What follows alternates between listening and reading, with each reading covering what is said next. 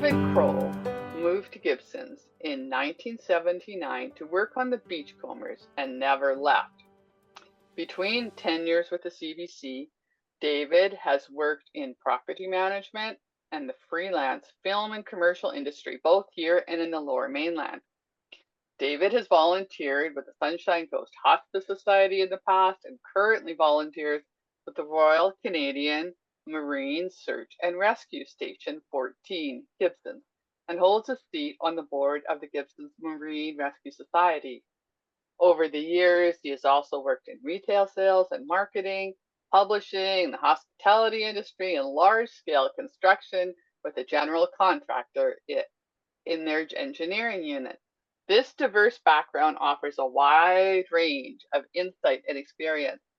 Please help me welcome Councillor Croal with his presentation, Connect the Dots, Community Participation. Councillor Croal. Thank you, Laurel. And thank you, Janice, for laying out the ground rules and the timing of this for this evening. I'd like to thank you for this invitation to speak with you this evening. And I acknowledge that I'm speaking to you tonight from Gibsons, also known as Checkwelp, and I feel very honored and privileged to live and work on the traditional unceded territory of the Squamish Nation. I mentioned earlier that I had a conversation with Corey Douglas. We were talking about the restoration of the Persephone. Years ago, I met Margaret Page and Don Miller. I didn't realize Don was a member of your group. I met Margaret through events that I helped coordinate as an event coordinator for her. And then later, Margaret and Don had a TV show on the local FM station. So I'm really delighted to be here. I never thought when Margaret and Dawn talked about Toastmasters that I'd ever find myself speaking here before you.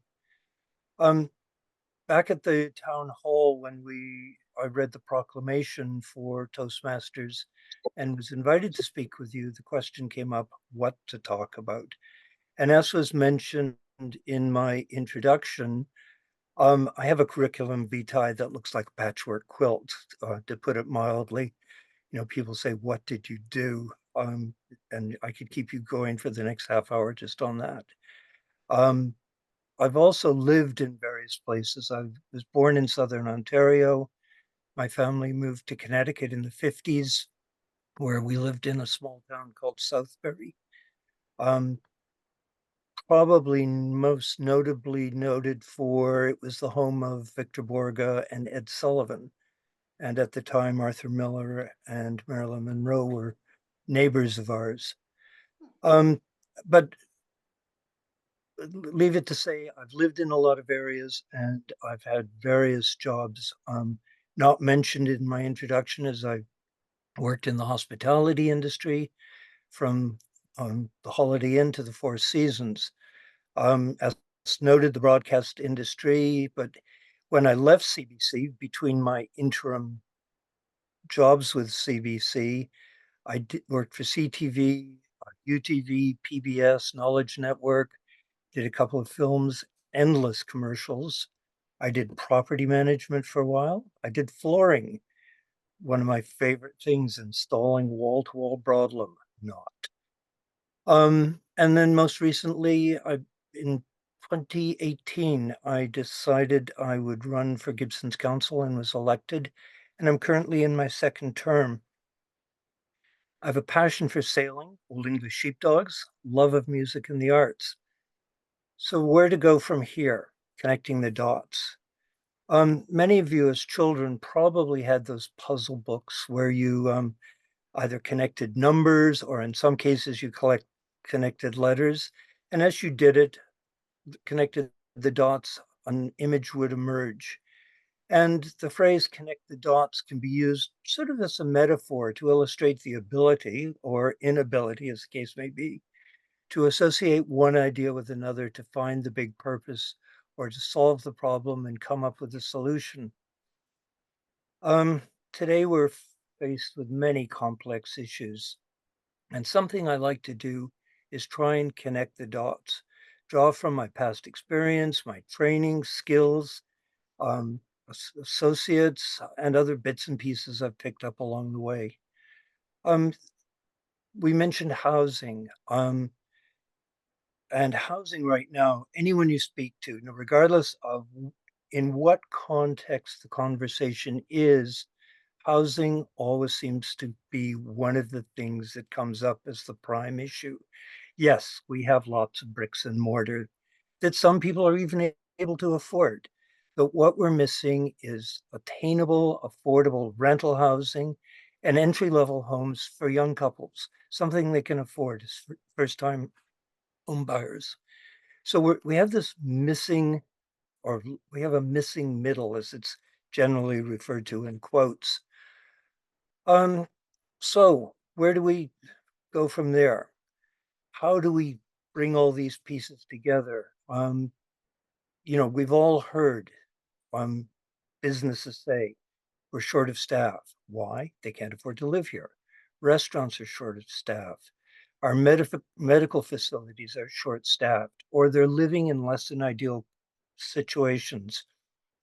Just recently, my partner was in Seashell Hospital, and in conversation with a couple of nurses, they told me they're living in a house that belongs to the hospital, and it's a 3 or 4 bedroom house, and they have a room that they're living in.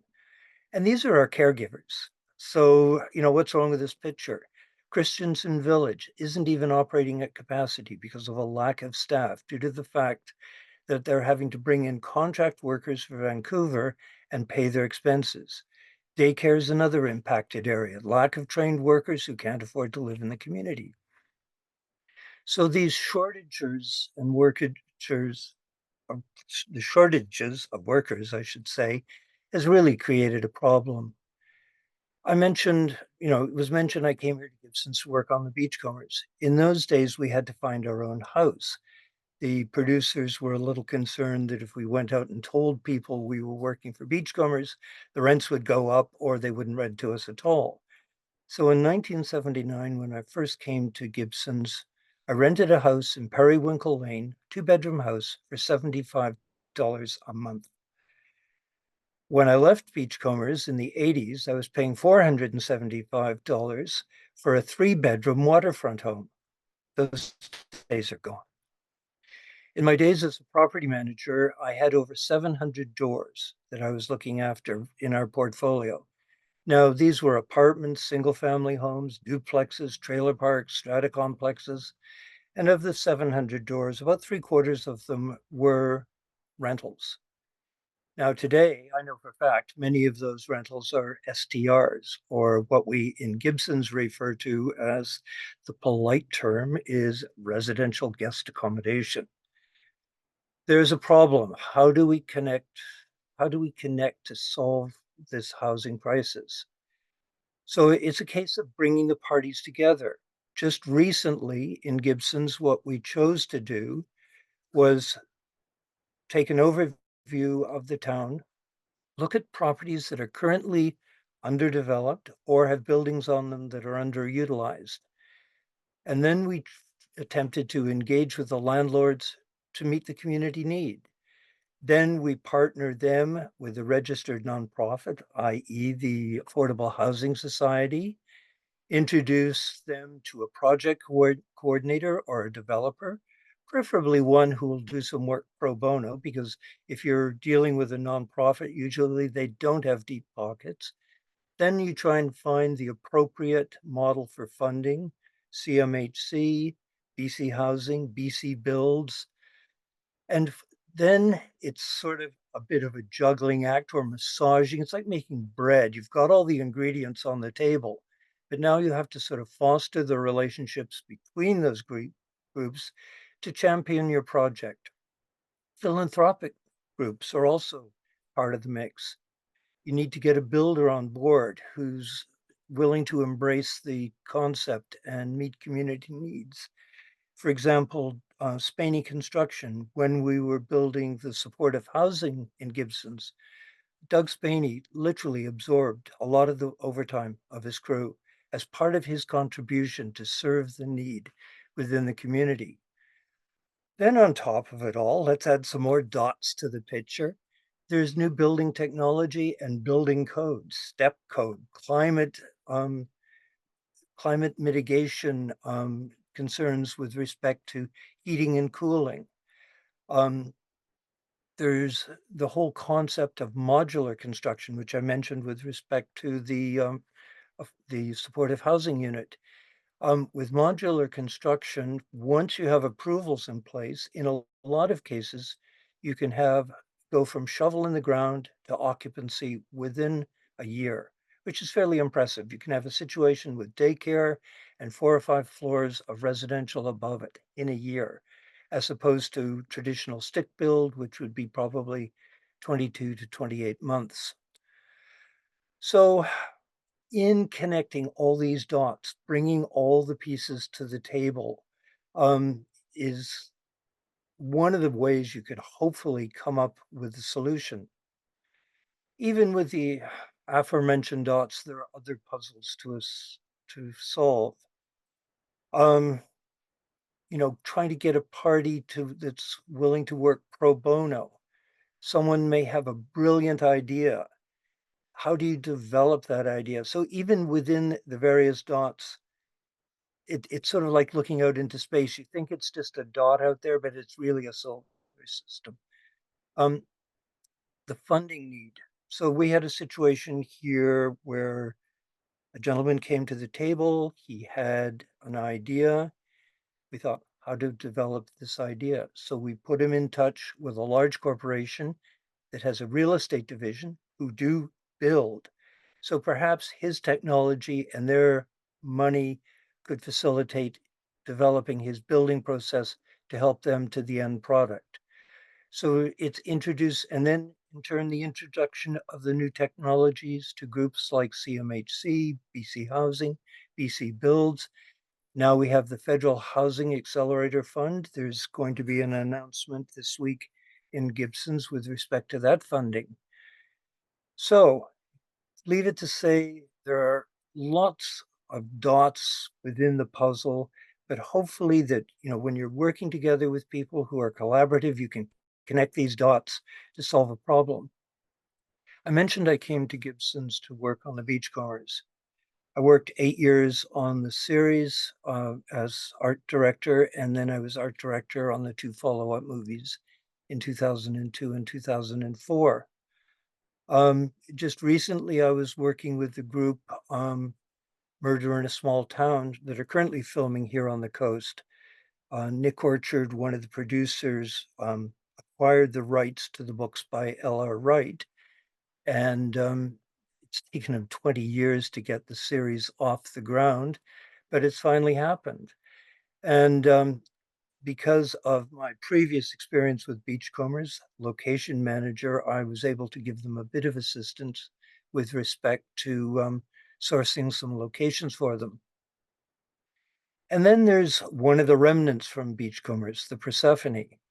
The vessel was originally known as the John Henry. It belonged to John and Harry Smith. And for 19 years, she was used in the series and then went from the Persephone back to the John Henry and plied the waters of Howe Sound until her retirement. The Smith family donated the vessel when she was retired to the Maritime Museum. And that was prior to it amalgamating with the Sunshine Coast Museum and Archives. The Persephone, as I said, was used in the 2002 Beachcomber movie, but the agreement with the Smith family when they donated the vessel was that it would never be repowered. So we actually welded a bracket on the front of the boat just below the waterline on the bow where we could attach a tow line, and we towed the vessel through all the traveling shots in the movie. And you can't always believe what you see on the silver screen. In October 2021, the Persephone was moved from Five Corners. Now, it was previously restored in August of 2007. There was a group of local volunteers up in what is now our recycle works yard, had restored the Persephone, and they donated it to the town. So The vessel went from the Smith family to the Maritime Museum to the town of Gibsons. There's a story behind that as well. Um, in October 2021, the Persephone was moved from Five Corners. Um, some of you may remember Charlie Mendicow's garage. It was a Shell station that was on that corner, and they had a problem with contamination. The garage was closed, the site was cleared, and Shell allowed the town to exhibit the Persephone there in exchange for $1, just token lease. The property ultimately sold, and now it's called Persephone Point. Curiously enough, one of the restaurants in it is being called the Shell Station, token nod to Charlie Mendicow's garage. And the owner of the Shell Station just happens to serve oysters, among other things, on his menu. So there's connecting dots. So now we have another situation on our hands. After 14 years unprotected, sitting out in the weather, the Persephone needs to be restored once again. And not only restored, this time rehoused. Mark Collins heard a radio interview I was doing. Mark at the time was CEO of BC Ferries. Sadly, he's no longer with them. But he heard this radio interview. He reached out to me, and BC Ferries stepped up with funding to help with the restoration of the Persephone. So we have some money in place for the funding of the restoration. We've come up with a location. The location is just below the school board building and tourism office in Holland Park. But it's going to take some doing. We have BC Ferries on board. We need more funding. We're probably going to go with a GoFundMe or Canada Helps type of funding thing. We have a restoration firm. Now, here's another interesting talk about connecting dots. Mark Collins, as an 11-year-old sitting in St. John's, Newfoundland, saw his first episode of Beachcombers, a newfie. David Pennell, who wants to restore the Persephone, is another newfie, unknown to one another, yet through that boat, they were connected to facilitate the restoration. Housing the vessel once it's restored is currently the conundrum we're dealing with. As I said, we have the location. There have been some design concepts that have been brought forward, but there's still a lot of work to be done, and the progress is sort of slow. Again, many more dots to be connected. So, you know, I think it's important. Um, you know, I mentioned my CV looks like a patchwork quilt, but there are little bits and pieces or dots that I've dragged along with me as I've sort of moved through various jobs, lived in different areas. Um, I think it's really important that you always look at what's potentially there and take advantage of the opportunity to connect the dots. So I hope it gives you an overview about how important it is to try and just bring all these little pieces together. And it's I can't emphasize enough how important it is, because sometimes we get this tunnel vision and you become so focused on a single thing, you miss dots along the way that could have solved the problem for you. Thank you so much, David. I just love the way you kept to the theme and just wove it right through your talk. That's what we all aspire to. And Well, yes, and no, so sharing your experience and your past and all the relevance it's had to our town of Gibsons gives me lots of questions to ask you. So I won't overwhelm you. I would just like to appreciate that you've encouraged us to um, connect dots and to see potential. One of the questions that comes to mind is in relation to housing, where could we start? You mentioned the nonprofit organization that has now been connected to various aspects of this issue. Would that be a place to start? Well, I think there's a couple of things. We have a number of housing groups. I mentioned the Affordable Housing Society. There's Habitat for Humanity. There's Cover the Coast.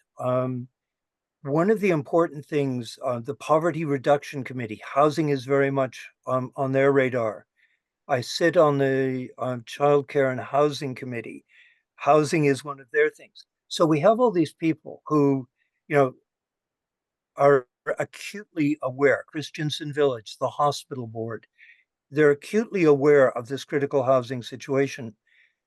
Now, curiously enough, it is not the mandate of a municipality to provide housing. We have done it, for example, with the supportive housing, the land that was originally the police station here in Gibsons, because it was a disposition of, and I uncomfortably use the term Crown land in BC, but it was Crown land. It was offered to the First Nations first, and the Squamish Nation very kindly and generously, excuse me, said that provided the land was used for supportive housing that would embrace Indigenous people, they would deed the land to Gibsons. So we got it for $1. I think it was $3, but you know, um, on the condition that it becomes supportive housing. Now, one of the interesting things here in Gibsons, we do not have a lot of land. If you look at, we have a couple of parks. You can imagine the reaction that would occur if we turned around tomorrow and said, we're going to turn Dougal Park or Brothers Park into a complex of apartment buildings for housing. We'd have the soccer and baseball mums on us before you could even blink. So what we're doing right now is looking for available land. And I mentioned earlier, any entities who have land that's underdeveloped or they have buildings that are underutilized, we're inviting them to come to the table to provide housing. The supportive housing on Shaw Road, that's being built on the Christensen lands. And part of the covenant to the deed of that property, which allowed the town to buy it at a very reasonable rate, was that it would be used to meet social need. Christensen Village being one example, affordable housing being another. We're currently working to expand healthcare and potentially hospice on that site. So it's bringing people, the most expensive commodity, aside from the labor and the materials, is the land value. Look at your tax assessment. It's the land that's the valuable commodity. So it's acquiring the land and then bringing the partners to that land to get the project moving. And ideally, if you have a nonprofit involved, either a church or a legion or someone like that, who are willing to say, hey, we have the land, we don't have money. So then you bring the partners to the table that can facilitate the funding, the construction, whether it's stick built or modular. Well, that gives us an overall idea. That's very interesting. And like you said, we don't have a lot of land in Gibsons. No, we don't. No, you look around us. Years ago, I was flying up to Egmont in a Beaver aircraft with this gentleman by the name of Hagen Beggs. He was working another crew member on Beachcombers. And looking out the window, he turned back and commented to me, and he said, at 25 cents an acre, there's lots for everyone. And that's one of Canada's big problems, is we don't have the population. Right now, we have a problem housing the population we have. But if our population were doubled, a lot of our expenses would probably be less, because there's economies of scale with numbers. but it's certainly a dilemma It because most definitely. we we are getting an increase in population. I understand people are moving here knowing that they can have the home-based offices. um, I was just reading that of various ages, young couples maybe bringing their family, their parents, so the potential for population growth is maybe happening. However, what I'm also hearing is the infrastructure can't support Well, this. depending on where you are. In the town Mhm. of Gibsons, we have, and we thank we thank whomever you thank when you are very grateful for something. Um, we do have water. And, there have been occasions where we have in fact transferred water to the regional district, when they've been in acute situations. Um, we don't have land. Um, and the demographic is difficult. If you look at the social housing's community assessment, um, we have this situation where we have so many single people or couples who are well past retirement age, rattling around like BBs in a box car in a big house that they can't afford. And this is one of the big problems is there's nowhere for those people to transition. Like, my partner and I, we're sitting in a house. I would love to be able to move into a two-bedroom apartment that if we wanted to go on a holiday, you just walk out the door and not have to worry about who's going to cut the grass, who's going to do this, who's going to do that. But there's nowhere to go. I don't want to leave the community, but there's no place for me to go. So we do have a couple of very exciting developments coming along. One on the corner of Gibson's Way and Pratt Road, which is two buildings of residential with commercial ground floor. And the units in there are studio, one bedroom, and two-bedroom units. So it's a building that's been designed specifically for newlyweds and nearly deads.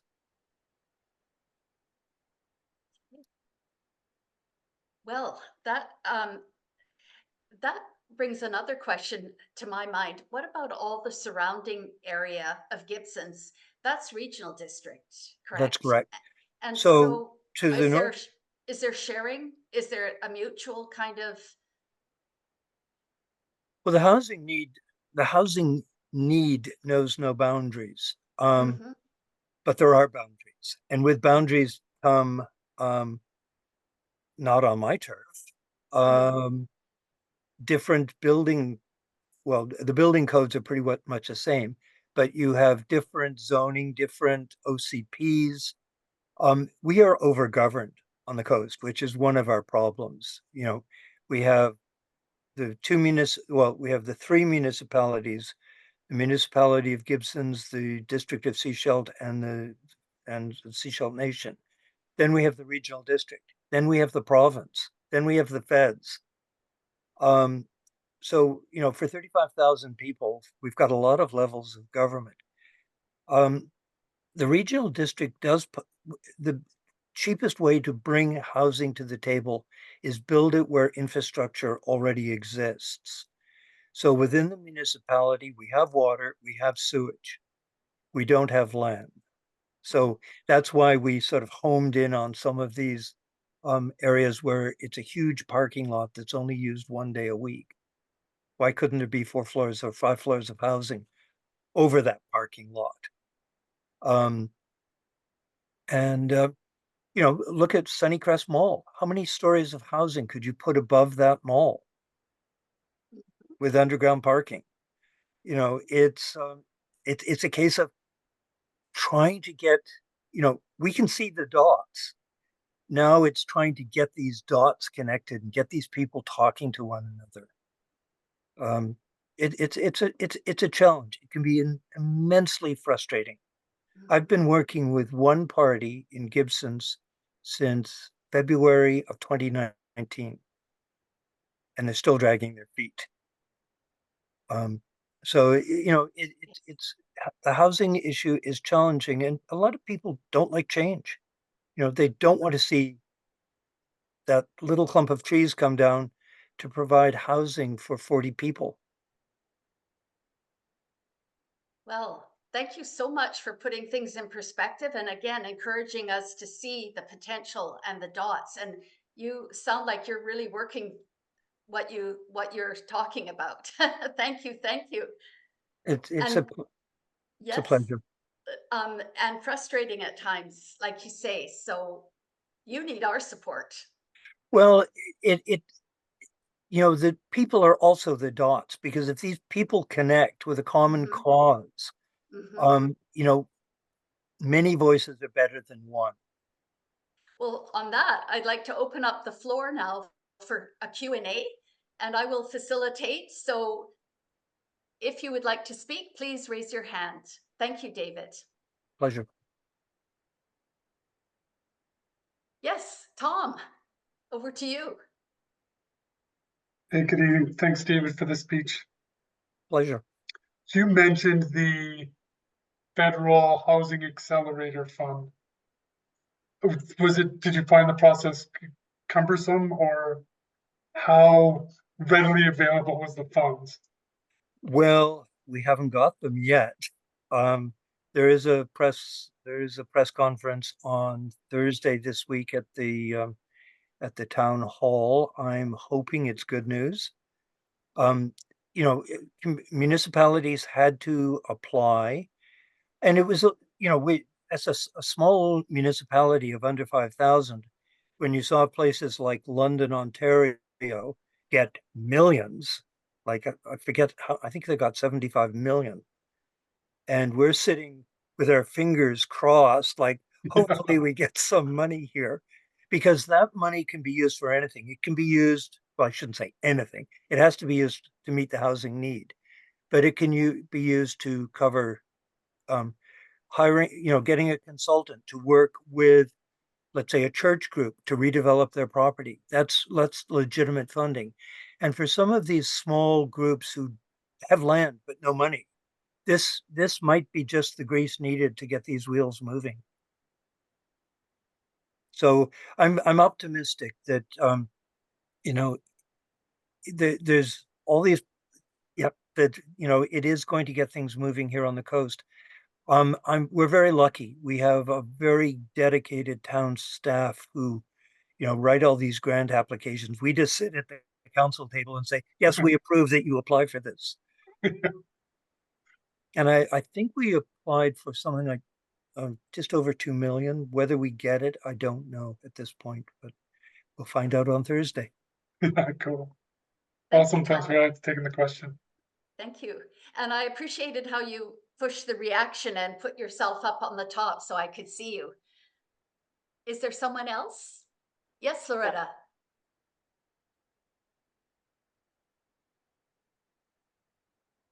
Loretta's on Oh, mute. on mute. I still do that too. Don't feel Yes. badly. Thank you for your speech. It was very interesting. So I was just wondering the line of the regional and the Gibsons on Pratt Road. Is one side Gibsons, the other side? Oh, it's not that simple. It's, you know, this is interesting. Back in the 90s, when B&K went in, the storage units just by Huff Road there went in. Um, that property owner appealed to the town of Gibsons to be annexed. So the property line on Gibsons Way goes up to Huff Road, but it's only one property deep, and it comes all the way back to Pratt Road. It includes the property that I mentioned earlier on the corner of Pratt and Gibsons Way. The brick, which is one property behind, is regional district. Okay. So Pratt Road basically, from that point, is like there's a weird little jog in there. So Because I think years ago it used to be Gibsons because I think the water line, like my grew up on Pratt Road, and Right. my brother thinks that the water line was right in front of our house from Gibsons, but I'm not sure. Oh, you can't go by water lines.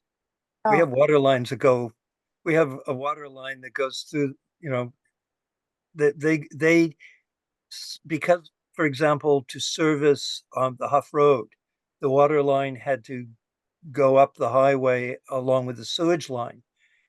But it's there's like a little tongue sticking out that goes up towards Seashell, and then it comes back to Pratt Road. Um, like the B&K, that's regional district. The Brick is regional district, and then um, it jogs back um, almost to the 101 Brewery, and then it goes right down Pratt Road to Shasta, and then it cuts way over to the Gospel Rock property. You know, oh, talk about an exercise in trying to connect dots. okay. One more thing. So what I'm trying to understand is they say more housing, you get more tax dollars.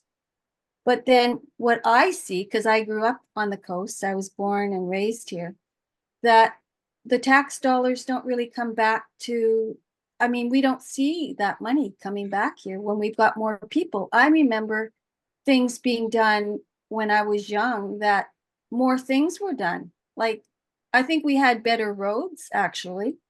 Like, I mean, They were we now the Moti owns the roads in our area, and like we don't have the money. So I think Victoria kind of picks how much money we get. So it's really not how much money we're making from all the tax dollars because they decide. well, like now where do you actually live? I live on Melview. I'm Okay, not in Gibsons. I'm on the regional. yeah. So I just you're see that the you're money area E. area E, yes. Yeah. So on our your tax bill is strictly regional district. In Mhm. Gibsons, we have the joy of a regional district component because things like fire department, library, museum, hospitals fall under the regional district. Um, so a good whack of our tax dollar in Gibsons doesn't stay in Gibsons, it goes to the regional district. Um, I think it's only something like 41% of what your tax assessment is in Gibson stays in Gibsons. But to your point of roads, one of the big problems is for years, people who sat in my seat, either at council or the directors on the regional district board, wanted to be the good guys and keep taxes low. And the unfortunate thing about it, and at our last council meeting, I openly said we can't keep kicking things down the road and expecting future generations to pay for them. And this has been happening way too long. Um, in Gibsons, we pay $1.53, and it's about to go up per cubic meter for water. Regional district has a flat rate, right? And it works out for all the water that goes out into the regional district. It works out at about 52 cents a cubic meter. People don't appreciate something unless they're paying for it. And it's one of those things that, you know, we, I hate to think what our taxes would be if they suddenly tried to catch up to pay for all the failing infrastructure. We just had a report at the town of Gibsons over the next few years. We're looking at a $12 million bill for upgrading our sewage treatment, our sewer lines and treatment. That's huge. 1% of taxation in the town of Gibson raises just under $50,000. So, to get 12 million, that's a lot of percentages of tax increase. But Thank you. we have to be being responsible is important because it's not fair to impoverish future generations. And I feel very strongly about that. There we go. Can you hear me? Yes. Hi, David. I can, Hi but there. I can't see you. I can Oh. see her. Oops. Oh, there you Oops. go. There she went. David, has there been an actual inventory put together of accessible lands? Like you're saying, you're putting matching the dots. How's that going? Has an inventory been done? We're actually we're putting one together for the town of Gibsons, and then we're working with Kelly Foley, who is Mm-hmm. she's I know with who she Cover the is. Coast. Yeah. And just a bit of background on Kelly. One of the big problems and I referred to STRs, or as we call them here in Gibson's, residential guest accommodation. Someone attacked us for saying STRs was sort of a slur. Anyway, long story short, the money that goes through taxation on STRs goes to the province. It comes back to the community through tourism, and tourism share it with the overall district towards affordable housing. So Kelly's salary is actually paid through the short-term rental taxation. Yeah. But Interesting. so the individual municipalities and Kelly are working at assembling land that could potentially meet this housing crisis. Oh, okay. Yeah, that's really interesting. I'm glad to hear that. Um, and may I use the word North Road? Can I bring that up? Is that North Road still North Road housing Oh, that you and I? 718 North Road? Yeah, Uh, Actually, a very exciting project. Here we are connecting dots. right. We had a property in Gibsons, which was a really awkward situation because it had been a sort of RV park hotel. It ceased being that. The property owner tried to bring it back into um, a facility for RVs. It became problematic. The town sort of said, we'll work with you, but you'll have to get a temporary use permit. He didn't want to go there. The people basically were left. They moved to the regional district. They became a problem there. So, this is what I mean about kicking things down the road. You can't do it with people. Mm, So we had this property owner who has multiple properties on the coast. mm-hmm. And I thought, how do we get him to work with us? So on one of the committees I sit on, there was a gentleman by the name of Gitan Royer, who has a company called City State, which is a property development Mm-hmm. company. Gitan also has a company that does mass timber construction, and he also has a facility that does modular. Perfect. I introduced him to the property owner. Mm-hmm. They hit it off. There was a bit of a issue within the family of the property. The property has now been transferred to the son. The son is working with Gitan, and there's a proposed housing development for that project. It'll be one of the first in North America, first in Canada for sort of municipal residential timber frame construction. And it'll also include daycare. Oh, oh, so yay! Okay, I So feel it's it's Yes. it's potentially I believe it's 106 units of rental housing. that's what we were talking about. So Yeah. now I think we're So going back a year and a half or 2 years ago since you and I spoke and since I sort of tried to instigate that. So great. Now I'm just going to quickly ask one more question. In our group here this evening, do you see us coming together as, a voice, a committee, an ad hoc committee? Is there anything we can do as a group to get our signatures, to put our signatures on or our voice on or do something? Because I know Joanna and I discussed that of, should we join up forces, when and where? Please do let us know if there is.